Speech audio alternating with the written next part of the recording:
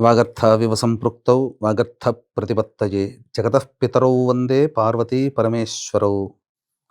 ఆదిత్యాయ చ సోమాయ మంగళాయ బుధాయ చ గురుశుక్రశనిభ్యశ్చ రాహవే కేతవే నమః. శృంగేరి జగద్గురు పీఠాధిపతులకి, కంచి పీఠాధిపతులకి నమస్కారములు తెలియచేసుకుంటూ కార్యక్రమాన్ని ప్రారంభిద్దాం. వీక్షించేటువంటి ప్రేక్షకుల్లో ఇప్పుడు ఎంతోమంది ధనపరంగా ఆర్థికపరమైనటువంటి చిక్కులు, సమస్యలతో, రుణబాధలతో ఇబ్బందులు పడుతున్నారు. వ్యాపారం సరిగ్గా జరక్క, వృత్తిలో సరిగ్గా ఉండలేక, ఈ యొక్క మంత్ ఎండ్ గడిస్తే చాలు మళ్ళీ ఎక్కడైనా అప్పు పుట్టకపోతుందా అని చెప్పి బాధపడేటువంటి వాళ్ళు. అసలు దినదినం ప్రతిరోజు డబ్బుతో ముడిపడి ఉన్నటువంటి ఈ కలియుగంలో మన జీవితంలో ధనపరమైన సమస్యలు తరచూ ఎదుర్కొంటూ ఉన్నాం. వీటికి చెక్ పెట్టే అవకాశం లేదా? భగవంతుడు ఎక్కడున్నాడు? రక్షిస్తాడా? అసలు భగవంతుడు ఉన్నాడా అని చెప్పి వాపోయేవాళ్ళు ఎంతమంది లేరు? అయితే ఈ వీడియో మీలాంటి బాధల నివారణ చేయడం కోసమే. ఎందుకంటే పరమేశ్వర అనుగ్రహం వల్లనే ధనప్రాప్తి కలుగుతుంది. ఒకవైపు కుబేరుడు, ఒకవైపు లక్ష్మీదేవి పరమేశ్వరుడు ప్రసాదించిన ధనాన్నే తీసుకొని మనకు అందిస్తున్నారు. కాబట్టి శివుడి చేతిలో చిటికెడు భస్మం అంత విలువ చేసే బంగారము ఈ సృష్టిలోనే లేదు. అంటే ధనకారకుడు పరమేశ్వరుడు. అటువంటి పరమేశ్వరుని యొక్క అపారమైనటువంటి అనుగ్రహం భవిష్యత్తులో అతి కొద్ది రోజుల్లోనే కలగబోతుంది. కాబట్టి శివానుగ్రహం ఉన్నవాళ్లే ఈ వీడియో ఆశాంతం వీక్షిస్తారు. శివానుగ్రహం ఉన్నవాళ్లే ఈ వీడియో ఆశాంతం వీక్షించి ఆ యొక్క చెప్పబడినటువంటి మీరు చేసుకోగలిగే పరిహారాన్ని మీరు మనస్ఫూర్తిగా భక్తితో, విశ్వాసంతో చేస్తారు. ఆ శివానుగ్రహం ఉన్న వాళ్ళకే ఈ కార్యక్రమం చేసుకోవడం ద్వారా ఆ పరమేశ్వరుడే మీకు చెంత ఉండి మీ యొక్క ఆర్థిక బాధల్ని నివృత్తి చేస్తాడు అని చెప్పడంలో ఏమాత్రం సందేహం లేదు. ఎందుకు ఇంతగా శివానుగ్రహం శివానుగ్రహం అని అంటున్నానంటే, ఆ శివానుగ్రహం ఉండడం వల్లనే గ్రంథాలు తిరిగేస్తున్నప్పుడు సంక్రాంతి సెలవుల్లో ఒక అద్భుతమైన రోజు గురించి చూశాను. చాలా సంతోషపడ్డాను. ఎప్పుడు వస్తుందని చూస్తే మరింత అద్భుతంగా ఈ సంవత్సరం జూలైలోనే వచ్చింది. ఇట్లాంటి రోజు మళ్ళీ మళ్ళీ వస్తుందా, అంత విశిష్టత ఉంది కదా అని చూస్తే 2053లో వస్తుందండి. ఇంకా చూస్తే 2070లో వస్తుంది. ఇంకా వెనక్కి వెళ్ళి చూశాను, ఇంకా భవిష్యత్తులో చూశాను. అంటే 1885 సంవత్సరం నుంచి చూసి 2110 సంవత్సరం 225 సంవత్సరాలలో చూస్తే ఇలాంటి చెప్పబడినటువంటి మహిమ కలిగిన కాంబినేషన్ ఉన్నటువంటి రోజు కేవలం 9 సార్లు మాత్రం వచ్చిందంటే ఆశ్చర్యం కాక ఇంకేంటి. ఇక వెంబడే ఎప్పుడు జూలై వస్తుందా అని ఎదురు చూస్తున్నాను. ఆ రోజు రానే వచ్చింది.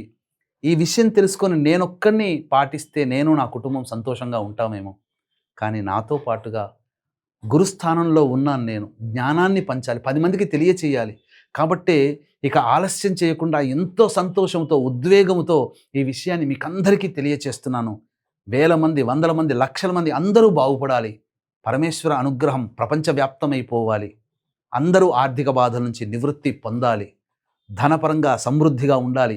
మీ ఇంట్లో ధనకనక వస్తువులు నిండా ఉండాలి. మీ బ్యాంక్ బ్యాలెన్స్ నిండా ఉండాలి. ధనానికి లోటు లేకుండా ఉండాలి. జీవితంలో ఎప్పుడూ రాకూడదు.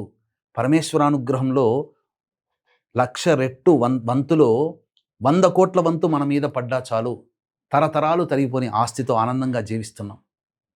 ఆ విధమైనటువంటి స్థితి మనకు కలుగుతుంది. ఇక ఆలస్యం చేయకుండా పరిహారాల్లోకి వెళ్ళిపోదామా? ఏం చెయ్యాలి ఆ రోజు మీరు అనేటువంటి దాని గురించి గమనించుకున్నట్లయితే, ముందు రోజున ధూమపానము, మద్యపానము, మాంసాహారము, అలాగే దాంపత్య జీవితం పనికిరాదు. రాత్రిపూట ఉపహారం తినండి. అలాగే గరికపోచలు, మామిడి దళాలు తెచ్చుకొని శుభ్రంగా తడిబట్టతో తుడిచి భద్రపరుచుకోండి. తెల్లవారే లేచి కాలకృత్యాదులు తీర్చుకొని సూర్యుడికి నమస్కారం, సూర్యాష్టకం 6 సార్లు పారాయణం చేయండి. ఇక పరిహారాల్లోకి వెళితే, పరిహారాలు ఎప్పుడూ 2 రకాలు. మీకు మీరుగా చేసుకోగలిగే పరిహారం మానవ పరిహారం. దైవ పరిహారం అన్నప్పుడు దైవం మంత్రాధీనం, తన్మంత్రం బ్రాహ్మణాధీనం. కాబట్టి బ్రాహ్మణుల ద్వారా చేయగలిగేటువంటిది. గత 2 దశాబ్దాలుగా ఎంతోమందికి నియమనిష్టలతో, అత్యంత నిజాయితీతో ఎన్నో కార్యక్రమాలు వాళ్ళు బాగుండాలని అవకాశం చిక్కినప్పుడల్లా చేయిస్తూ వచ్చాను. దాదాపు వందల కార్యక్రమాలు చేయించి ఉన్నాను. అలాగే ఇప్పుడు కూడా ఇదే జూలై 13వ తేదీన ఈ యొక్క మహిమ కలిగినటువంటి రోజు 100 మహాశివరాత్రులు కలిస్తే ఎంత పుణ్యఫలమో ఆ యొక్క 13వ తారీఖు రోజునే అంతటి పుణ్య ఫలితము. కాబట్టి ఆ రోజున మన పీఠమాధ్వర్యంలో అరుణాచలంలో కానీ, శ్రీకాళహస్తి సిద్ధక్షేత్రంలో కానీ మీ జాతకరీత్యా కలుగు విద్య, వివాహ, ఉద్యోగ, దాంపత్య, అనారోగ్య సమస్యల నివారణకి, అలాగే మేష, మిథున, కర్కాటక, సింహ, కన్య, వృశ్చిక, ధనస్సు, కుంభ, మీన రాశిలో జన్మించిన వారికి శనిదోష నివారణ. ఎక్కడైనా ఆన్లైన్లో పూజలు ఇప్పుడు బాగా జరుగుతున్నాయి. ఒక హోమం చేస్తారు, కానీ మన పీఠమాధ్వర్యంలో ఆరోగ్యం కోసం మృత్యుంజయ హోమం, శత్రుబాధ, ప్రయోగ బాధలు, కోర్టు సమస్యల నివారణకి సుదర్శన హోమం. ఇప్పుడు అకాడమిక్ ఇయర్ ప్రారంభమైంది కాబట్టి విద్యార్థుల కోసం సరస్వతి, దక్షిణామూర్తి హోమాదులు. అలాగే ప్రస్తుతం కాలసర్పదోషంలో ఉన్నాం. గత 2-3 నెలలుగా జన్మించిన వాళ్ళందరూ, అలాగే ఇంతకుముందు కాలసర్పదోషంలో జన్మించిన వారికి ఆ యొక్క కాలసర్పదోష నివారణకై రాహుకేతు హోమాదులు. మరియు గత జన్మ కర్మదోషం వల్లనే ఈ జన్మలో మనం సమస్యలు ఎదుర్కొంటున్నాం కాబట్టి తిల సహిత రుద్రహోమము. అలాగే వివాహ ప్రాప్తికి, ఆర్థిక బాధ నివృత్తికి, అలాగే ధనాకర్షణ, జనాకర్షణకి, పదవీ యోగానికి లక్ష్మీ హోమము, స్వయంవర కళా హోమము. గురుడు కర్కాటక రాశిలో సంచారం చేస్తున్న కారణం చేత మేష, వృషభ, కర్కాటక, సింహ, ధనుస్సు, కుంభ రాశిలో జన్మించిన వారికి ఈ యొక్క గురుదోష నివారణ పూజలు, హోమాలు. నవగ్రహాల యొక్క ప్రభావం వల్లనే మనకు సమస్యలు. వాటి అనుగ్రహం కోసం సంపూర్ణ నవగ్రహ పాశుపత హోమము అనేటువంటిది జరిపించడం జరుగుతుంది. కరుంగలి మాల ఇవ్వడం జరుగుతుంది. ఈ కార్యక్రమం 13వ తారీఖు అమృత ఘడియలు సాయంకాలం 4 గంటలకి ప్రారంభమవుతాయి. కావున మధ్యాహ్నం 3 గంటల లోపల స్క్రీన్పై కనిపిస్తున్న నెంబర్కి కాంటాక్ట్ చేసి మీ గోత్రనామాదులు నమోదు చేసుకోవచ్చు. ఈ కార్యక్రమంలో కేవలం 54 మందికి మాత్రమే అవకాశం. ఎక్కువ మంది గనక అయితే ఎక్కువ మంది బ్రాహ్మణులను పెట్టి ఈ కార్యక్రమాన్ని నిజాయితీగా చేయించడం జరుగుతుంది.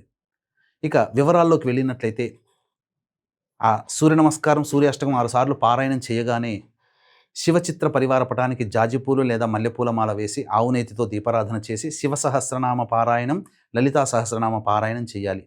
తదనంతరం బియ్యంతో గంజి వార్చి ఆరబెట్టినటువంటి అన్నాన్ని తీసుకోవాలి. చల్లబడిన తర్వాత ముద్దగా ఉండకూడదు, పొలుసులుగా ఉండాలి.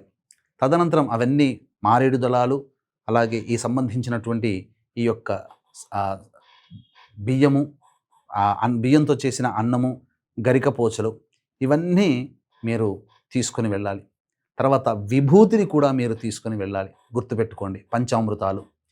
శివాలయానికి చేరుకొని కాళ్ళు చేతులు కడుక్కోవాలి. మొదలుగా కుడికాళ్ళు, తర్వాత ఎడమకాళ్ళు, నోటిలో గాయత్రి మంత్రం చదువుతూ 3 సార్లు పుక్కిలించి ఉమ్మేసి మొట్టమొదటిగా నవగ్రహాల చుట్టూ శివాయ నమః అంటూ 27 ప్రదక్షిణలు చేసి మొట్టమొదటిగా గణపతి దగ్గరికి చేరుకొని తెచ్చుకున్నటువంటి గరికపోచలతో ఓం గణాధిపాయ నమః, గణపతయ నమః అంటూ 11 మార్లు అర్చన చేసి తదనంతరం శివ వాహనమైనటువంటి నంది దగ్గరికి వచ్చి ఆ నంది చెవిలో మీ యొక్క సంబంధించినటువంటి ఆర్థిక బాధలు, రుణ బాధలు తొలగిపోవాలని సంకల్పం చేసుకోండి. నా తరపున మీ తండ్రి గారికి నీవు చేరవయ్యవయ్యా అని చెప్పి ఆ సంకల్పం మొట్టమొదటిగా గణపతికి చెప్పాలి, ఈశ్వరుడికి చెప్పకూడదు సుమా.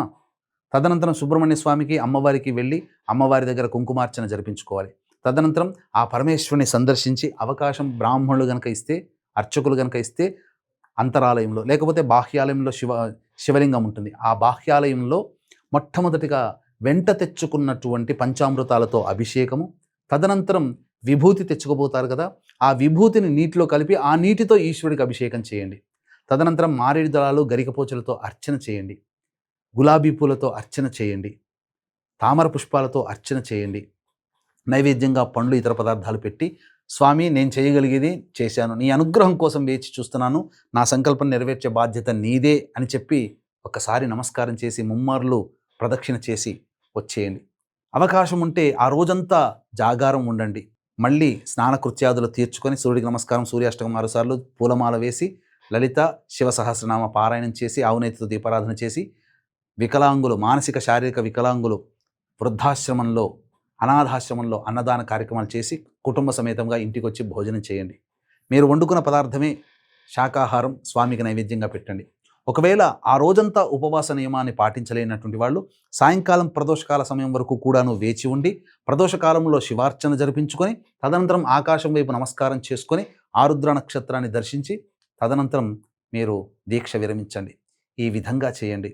ఎందుకంటే ఈ యొక్క విషయం నేను మాత్రమే ఆచరిస్తే నేను బాగుంటాను, కానీ మీరందరూ బాగుండాలి, మీ ఆర్థిక సమస్యలు తీరాలి, మీరందరూ సుఖశాంతులతో ఏదో ఒకటి అంటే ఏదో పాతాళ భైరవి సినిమాలో జై పాతాళ భైరవి అంటే వచ్చేయడం కాదు.